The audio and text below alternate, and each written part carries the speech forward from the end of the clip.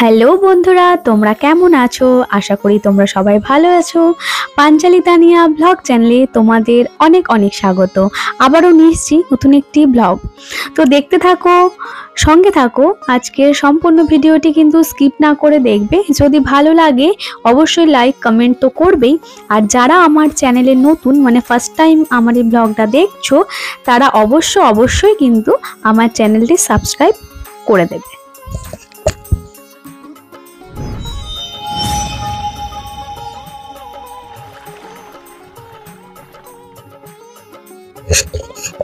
Caption দেখে আর thumbnail দেখে তোমরা হয়তো বুঝেই গেছো যে আজকের ব্লগটা কি নিয়ে। তাও আমি একবার বলে দিই, ভাই আর ভাইয়ের বউ এসেছে। তো ওদের সাথে অনেক দিনেরই প্ল্যান ছিল যে ওদেরকে বনলতা নিয়ে যাব ঘোরাতে। তো সেই উদ্দেশ্যে আমরা আজকে রওনা দিয়েছি বনলতার দিকেই যাব বলে। তো রাস্তায় বেরিয়েই পড়েছি। যারা আমার এই ব্লগটা নতুন দেখছো বা যারা এখনো বনলতায় যাওনি, তাদের বলে দিই একবার রুটটা। কলকাতা থেকে যারা যাবে তারা সোজা আরামবাগ হয়ে জয়পুর যাবে। তো জয়পুর গেলে ম্যাপে তোমরা পেয়ে যাবে বনলতা। এই যে আমরা প্রায় বনলতার সামনেই চলে এসেছি, খুব ভীষণ সুন্দর। এর আগেও তোমরা আমার ব্লগে দেখেছো। তো আমরা এই মুহূর্তে রিসোর্টে ঢুকবো না, হঠাৎ করে একটু প্ল্যান হলো। রাজ বা লিসি ভাই ওরা বলছে একটু সামনেটা ঘুরে আসি, মানে জঙ্গলটার দিক থেকে একটু ঘুরে আসি।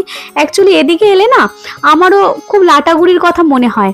সেই ছোটবেলায় এত ঘুরতে যেতাম, তো ওগুলো মনে পড়ে যায়। তাই একটু জঙ্গলটাতে না এলে মনে হয় ঘোরাই হয় না। তাই তার জন্য ভাবলাম জঙ্গলটা ঘুরে আসি।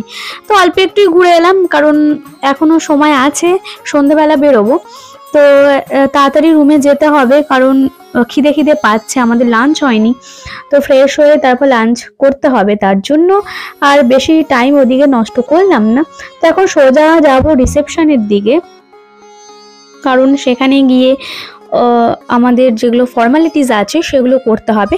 তো ফর্মালিটিসগুলো কমপ্লিট করে আমরা এখন যাচ্ছি আমাদের রুমের দিকে। তো সবাই তোমরা জানো, নতুন করে তোমাদের বলার কিছু নেই, সেই পার্মানেন্ট রুম, সেই পুকুর পাড়ে বরাবরের মতো এবারও সেটাই নিলাম। আর ভাই এত শুনেছে আমার মুখ থেকে কথা, তার জন্য ও বললো পুকুর পাড়ের রুমটাই নেবে। আর এটা আমার রুম, তোমাদেরকে দেখালাম। খুব ছোট্ট মোট্টর মধ্যে এই ঘরগুলো হয়, খুব সুন্দর, ভীষণ সুন্দর। আর লাঞ্চ আমরা আসতে না আসতে অর্ডার দিয়ে দিয়েছিলাম। তো ফ্রেশ হতে হতেই দেখো খাবারগুলো আমাদের চলে এসেছে।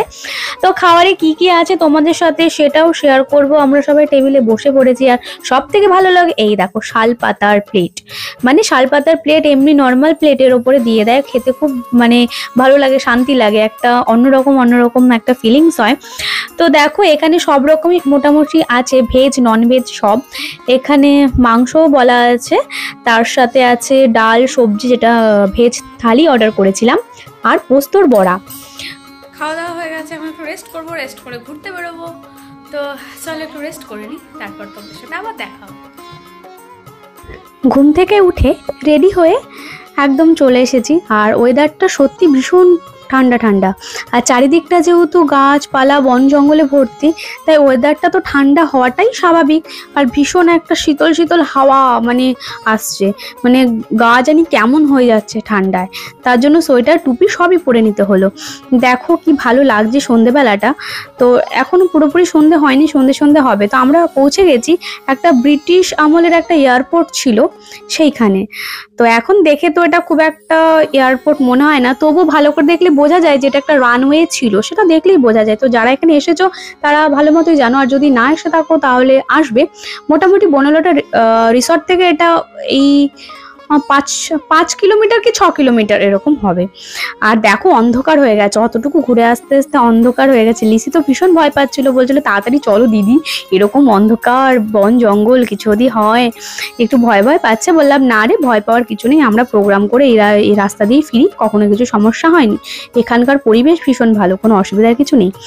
এবার দেখো চারিদিকে আজকে তোমাদের সাথে যেটা শেয়ার করব সেটা হচ্ছে বনলতার ফুলের সৌন্দর্য। আমি এই সময়টা খুব কমই আসি, ভাইরা এসেছে বলে এলাম, না হলে এই সময়টা সাধারণত প্রোগ্রাম নিয়ে ব্যস্ত থাকি বলে আসা হয় না। আর আসা হয় না বলে এই গাঁদা ফুলের যে এত সৌন্দর্য সেটাও দেখা যায় না। তো একটু পরে তোমাদের সাথে সেটাই শেয়ার করব। তো চাটা আগে খেয়ে নিই। চা আর ললিপপ চলে এসেছে। তো এখানকার ললিপপটা ভীষণ ক্রাঞ্চি টাইপের হয়, আমার খুবই প্রিয়। তো চটপট আগে এটা খেয়ে নিই, খেয়ে এবার এই ভ্রমণ করতে বেরোবো। দেখো ফুল দেখবে খালি তোমরা, মানে আমি তো রীতিমতো মুগ্ধ মুগ্ধ হয়ে যাচ্ছি, এত সুন্দর ফুল, আর ফুলের সাইজ ওটা ভাবাই যায় না, মানে আমার একটা হাতে আটবে না। আর এই খুব পরিচিত আমাদের একটা জিনিস ঢেঁকি, এখানে ধান বানা হয়, চালের গুঁড়ো করা হয়, পিঠের সময় এসে গেছে, এখন শীতকাল তো পিঠে হবে, তার গুঁড়ো মুড়ির মানে চাল যেটা তৈরি হয় সেটা এখান থেকেই হয়। দেখো চারিদিকে যেদিকে তাকাবো না সেদিকে শুধু গাঁদা ফুল, যেদিকে তাকাবো, আর বিভিন্ন রঙের, এত ভালো লাগছে, মানে আমার কাছে যদি ড্রোন থাকতো না আমি ড্রোন দিয়ে তোমাদের দেখাতাম। এই দেখো দেখো দেখো খালি কি সুন্দর, জাস্ট অসাম। মানে ড্রোনে যদি এটা দেখা যায়, সত্যি এই সময়কার যদি ড্রোন ভিডিও করা যেত না মানে বনলতার, তাহলে বোঝা যেত কি সৌন্দর্য এর। ভীষণই ভালো লাগছে দেখতে এত সুন্দর ফুল, মানে এই টাইমটাতে সববার আসা হয় না, তো এইবার এই টাইমটাতে এলাম, তো গাঁদা ফুলের এত সমাহার দেখে ভীষণ ভালো লাগছে।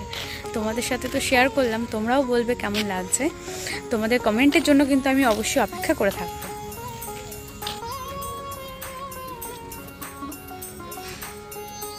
আমি সত্যি বলতে মানে মুগ্ধ হয়ে যাচ্ছি, যেদিকেই যাচ্ছি শুধু গাঁদা, শুধু গাঁদা, শুধু গাঁদা। এখান থেকে জাস্ট তোমাদের একটু দেখাচ্ছি, দাঁড়ো।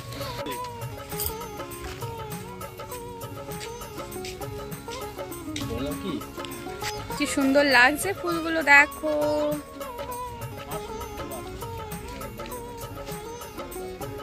ভীষণ ভালো লাগছে ফুলগুলো, দেখো চারিদিকে শুধু গাঁদা ফুল।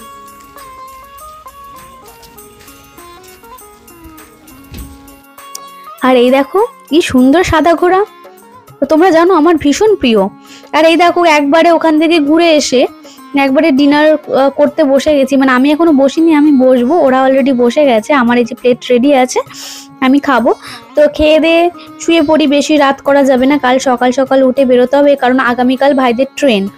তো চলো তাড়াতাড়ি করে শুয়ে পড়ি। সকাল সকাল উঠে পড়েছি, দেখো উঠে একবারে রেডি হয়ে গেছি বাড়ি যাব বলে। সবাইকে গুড মর্নিং। আর বাইরের দেখো পরিবেশটা কেমন সেটাও তোমাদের সাথে একটু শেয়ার করছি।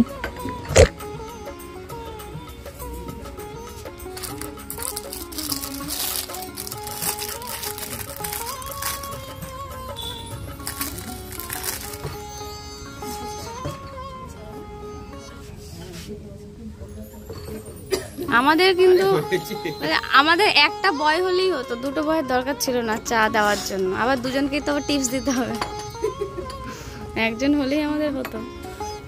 একজন কাপ রেডি করছে, একজন চা ঢালছে, তারপরে একটু পরে আবার টিপস দুজনকে।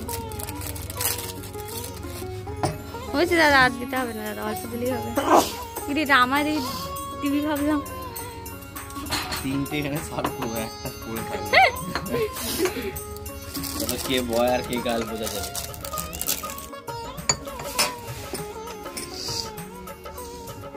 এক কাপ চায়ে আমি তোমাকে চাই। আর বেশি লেট করা যাবে না, চা খেয়ে এখনই বেরিয়ে পড়বো। আমার তো ব্যাগটা গোছানো কমপ্লিট, এক এক করে মালগুলো দেখো পাস করা হচ্ছে।